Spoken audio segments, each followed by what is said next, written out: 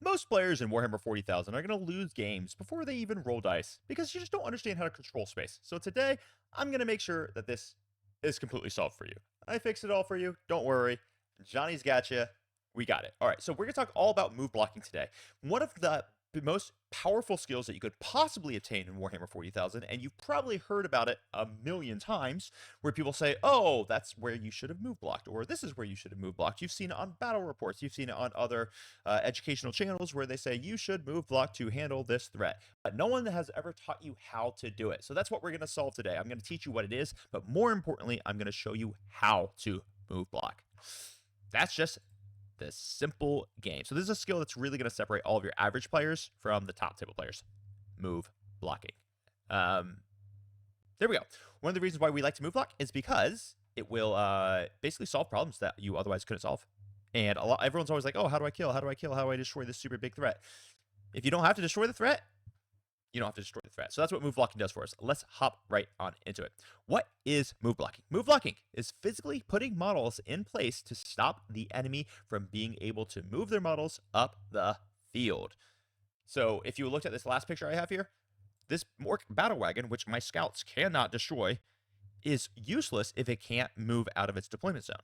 So it might be a big problem. I might have 0 anti-tank in my entire army.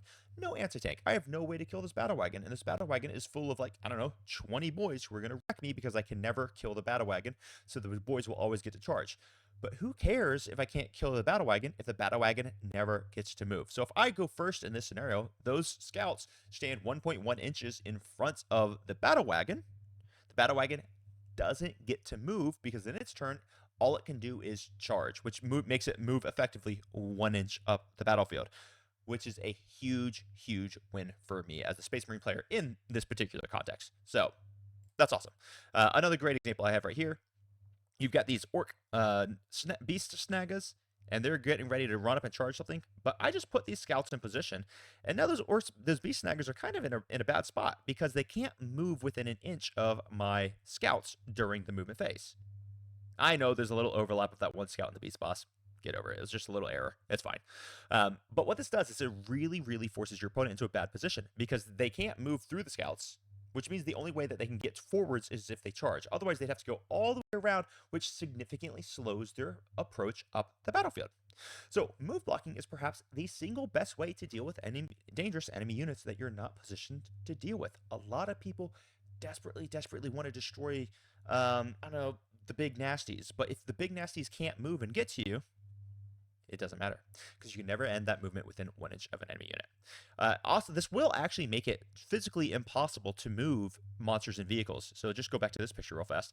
This battle wagon can't move because it can't go through the terrain, right? So if it was an infantry, the infantry could go around, but it's effectively effective. It is especially effective to move block monsters and vehicles because monsters and vehicles can't go through the terrain, whereas infantry could. They could go around the scouts. Here they can't. So there you go. All right, now why move blocking really, really works? Because your movement is going to be limited by base sizes, it's going to be limited by terrain and distances. And if you're standing in a specific space, your opponent can't move through it. So what all of our top players like to do is we like to visualize where our opponent is going to be wanting to move up the battlefield. In this example, I drew a big red X in this like ruin that the battle wagon wants to stage in. So I know my opponent wants to move there. And honestly, you know this too. You know what happens when you deploy across from your opponent. You say, okay, he's going to want to move his, I don't know, transport to stage inside that ruin. And all staging means is to set yourself up where you can safely stand from shooting and still be able to extend your influence upon the battlefield from that position.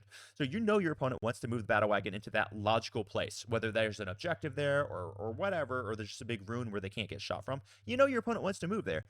So go ahead and figure out how you can stop them. So I visualize, I know the battle wagon wants to go there, so I also know, hey, that's a really good place to move block the battle wagon. And because the battle wagon can't move through this wall, if I put scouts all the way around him, similar to how I did it in this picture, it just can't move. So if you control space, guys, you're going to control tempo, you're going to control your opponent holding objectives, you're going to control a lot of freaking things. It's going to be a very, very important skill for you guys to master. Okay. Now, you have pre-game move blocking. In this game, we've got infiltrators, and the infiltration unit It doesn't have to be an actual Space Marine infiltrator, but anything with the infiltration keyword, whether that be commandos, Von Ryan's Leapers, scouts, whatever, they are king for this pregame stuff because they could do several different things. Oh man, jeez. I don't know why I wrote it like that. I'm just going to delete that. Doesn't matter. Um, a lot of units are going to have pre-game moves that allow them to cover massive amounts of distance on the battlefield. Let's say that it is the scout keyword. So I'm thinking immediately like Leagues of Votann, for example.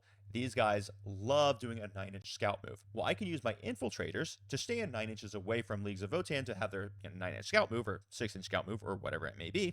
And they can't end that scout move within 9 inches of my models, so I physically block them from being able to move, even though I'm 9 inches away from them. So you can turn off these pre-game movements. You've got infiltration and you've got pre-game movement. My opponent might really, really, really, really want to start with a unit on their objective behind this terrain. But because I deploy my scouts in such a position, they can't drop their infiltrators within 9 inches of my infiltrators, which means I have infiltrated to deny my opponent their deployment spot, assuming that we're both are using the infiltrator keyword, allowing them to deploy into no man's land. Now, the reason why Space Marine Scouts happen to be really, really good about this is that they also get the Scout keyword. So you can drop them, deny your opponent's movement, and then you could potentially even still move them to safety. So if you ever get the combination of infiltration with Scout, oh my goodness, it is absolutely glorious because you can stop your opponent from deploying where they want to deploy. And then if you go second, you can scout backwards into safety, say behind a ruin that was conveniently 6 inches away from you. So now your opponent still can't see you. So it's very, very important. All right, let's talk a little bit more about this scouting concept.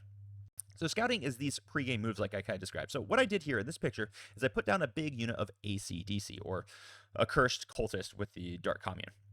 Or in this scenario, this squad has a 6-inch scout move, which is very, very powerful. That would be a move that would happen before the game actually begins, dramatically increasing their threat range.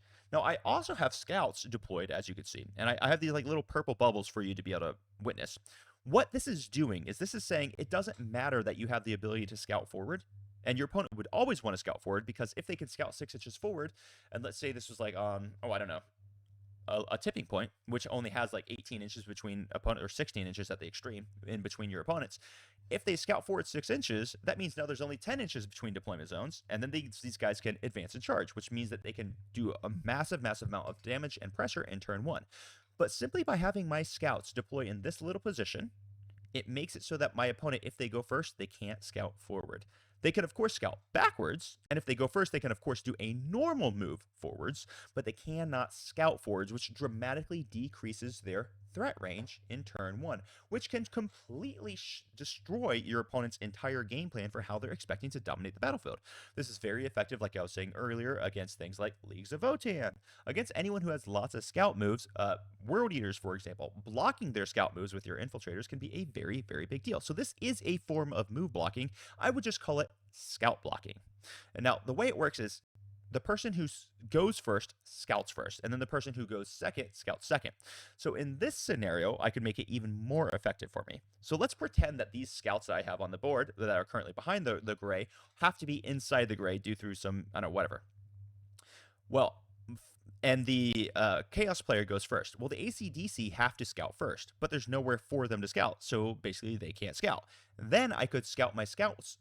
Hilarious. Oh my gosh, that's a mouthful, isn't it? I could scout my Space Marine scouts backwards 6 inches, making them even further away, dramatically increasing the distance between our two armies and keeping them safe behind ruins, kind of like I was describing earlier. Now, one thing that a lot of people tend to forget is that dedicated transports, with the dedicated transport keyword specifically, not all transports, only dedicated transports, will gain the scout keyword if every single unit that is embarked inside of them at the beginning of the game also has the scout keyword. So, for example, if you have a unit of incursors inside of an impulsor, and there's nothing else in there, there's just the incursors who all have the scout keyword, your impulsor will get to do a 6-inch scout move before the game starts. This can be extremely advantageous because it can allow you to deploy in positions that otherwise you could not deploy in, right? So if you deploy them, your impulsor on the line, typically you might be screwed if you go second because your opponent can shoot you. But if you have the scout ability and you deploy it on the line and you go second, now you can just scout yourself into safety where your opponent can no longer see you. It's a very, very cool ability. Now, because and this isn't a scouting video, this is a move block video, but scouting is so critical to stopping your opponents from moving, and stopping your opponent's scout moves is a very critical portion of move blocking. I figured I would include it here. So scouting can be very offensive or defensive. Now let's talk about screening. Screening is another form of move blocking. So here I just expanded on the picture from earlier. So we talked about setting up a physical move block so the beast snaggers can't move through these scouts. Now in this picture, what I've done is I've set up my scouts in such a way that is protecting my inceptors. So if you look in the picture, I've got these inceptors maybe 9 inches away from the beast snaggers. But now the beast snaggers can't kill the inceptors, even though they would easily kill the inceptors because they would have to go through the scouts in this scenario. I mean, technically, sure, the beast snaggers could land a huge advance, and if they happen to have advance in charge, they could go around, but the likelihood of that happening is very, very low due to their positioning here. So what I've done is I have actually screened his unit with my less valuable unit, my Space Marine scouts, from getting into my more valuable unit, my Space Marine inceptors in this scenario. So basically, when you're screening, you're using your move blocking to stop your opponent from charging your valuable resources. And that's what I've done in this picture here. Basically, what you always do is you just put your unit 1.1 inches in front of your opponent. Now, it is really important that we recognize your opponent does still get a pile-in and a consolidation.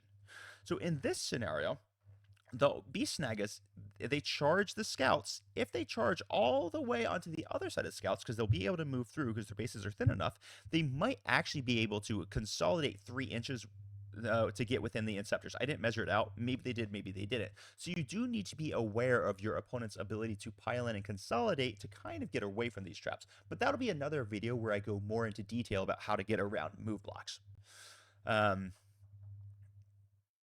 Perfect. So basically, yeah, that's what screening can look like. Now, you can also move block a disembarkation. Now, this is one of people's favorites. So let's say that we have a big rhino right here. One of the easiest ways to make sure that the unit that's inside the rhino, let's say we're playing against the World Eaters, is to land in a position where he can't actually legally disembark, because he can't disembark and be in engagement range. So you just surround him, making sure that you check the distances so that your opponent can't get every unit that is currently inside the rhino out of the rhino and still not in engagement range with your units. An easy way to do this is to charge the rhino and wrap around the rhino. Sometimes you don't have to do that, and you can just position around the rhino like I've done in this particular picture. So this is a great way to stop your opponent from getting his units out of his transport to affect you in the next battle round. I'm literally move blocking the disembarkation, because when your opponent disembarks, they got to be wholly within 3 inches of the rhino in this example, or just the transport, but they still cannot be within 1 inch of your units. This can make your opponent waste an entire turn just sitting there in their transport, not able to do anything with their super deadly unit that's inside. Very important to understand this. You can also do it by charging and wrapping around them, no problem. The only thing that makes it a little bit tricky is the emergency disembarkation. So if this transport is destroyed, your opponent's models can disembark wholly within 6 inches of the transport. So a lot of times, if you do charge transports, you don't want to necessarily kill the transport. You just want to completely circle around the transport so that there's no way that he can disembark. And that might be a lot more effective. Other times, there's other reasons to do other things, and I'll probably cover that in a different video, countering transports. So, like I said, you can move block the disembark inside or outside of melee, and it can mess up your emergency disembarkations. Now, screening for reserves, this is not move blocking per se, but it still goes along in the same conversation. One of the things that we like to do is we like to use our bodies to stop deep strikers or strategic reserve units from arriving. Now, remember, for reserves, you cannot arrive from strategic reserves in turn 1, and you cannot arrive from strategic reserves in your opponent's deployment zone until round 3. Now, this is something that's caused a lot of confusion in Warhammer 40,000. So, strategic reserves and reserves are different. If you have the deep strike keyword, you can arrive in your opponent's deployment zone in turn 2. I know that can be very, very confusing, but deep strike is going to be considered differently than strategic reserves. So, what I've done in this picture, is I have this Lieutenant in Phobos armor hanging out here, and he has a big bubble that is just making sure that I can't deep strike my Greater Demon in a position where I really want to. Because right now he would be within 6 inches, and this Greater Demon, due to his detachment special rule, he could deep strike within 6 inches. But he can't because I'm like, he would have to be like 5.8 inches to deep strike here because of my bubble, which would stop him from actually making it down. So when you're doing your screening, you typically want to screen for 9 inches because that's what most deep strike or strategic reserves always have to be outside of 9 inches of your opponent. But sometimes your opponents can have a special ability that allow them to deep strike within 6 inches of you. So noting what your opponent's resources are will tell you how you have to screen, whether it's going to be for 6 inches or 9 inches. Now, some units are exceptionally efficient at doing this, like this screening from units coming in from reserves. One that comes to mind is the Space Marine Infiltrators unit. They have a special ability that will block all reserves arriving from 12 inches. It doesn't matter if it's a 3 inch, a 6 inch, which I guess 3 inch doesn't exist anymore. So a 6 inch or a 9 inch deep strike. They can't arrive if they're within 12 inches of these specific units, and they are really, really good at screening. Other units that are super good at screening are cheap units with a lot of bodies because you can string them out really far to make it so that your units can't deep strike particularly well. Now, I've got one more slide for you guys, and this is going to be my favorite use case of move blocking. And if you're liking this video, smash the like, hit the subscribe, share it with your friends, and make sure you join our members-only Discord. You can sign up on YouTube, or you can sign up on Coffee, which is in the links down below, which is the best way to support me so that I can continue bringing this content to you.